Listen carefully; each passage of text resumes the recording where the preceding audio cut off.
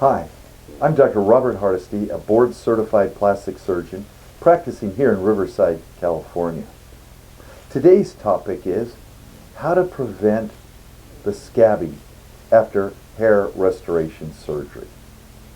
Well, first of all, we use the automated follicular extraction and transplantation technique, which does not create a long scar from ear to ear, does not require sutures. Therefore, the scabbing is less and the healing is faster.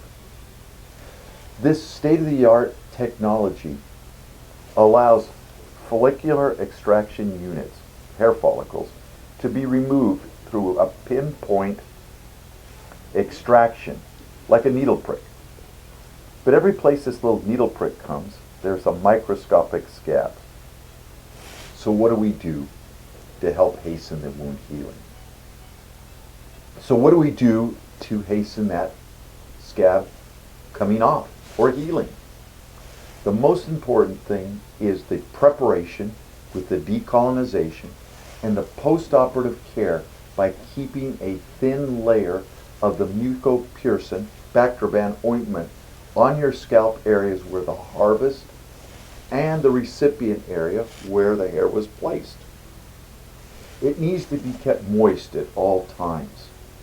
By keeping it moist for that first 2 to 3 days with a thin layer of moisturizer, the mucopurin or the Bactrim ointment prevents infection and also allows the scab to lift off faster.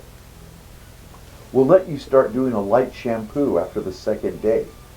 Not a vigorous shampoo, but what you'll do is take a cup of water with a little of your shampoo, mix it together, and then just gently pour it on your scalp. Then you'll just pat dry your scalp and then just gently comb your hair. Usually by 3 to 4 days, most of the scabs are gone and you'll be on your way to a speedy recovery.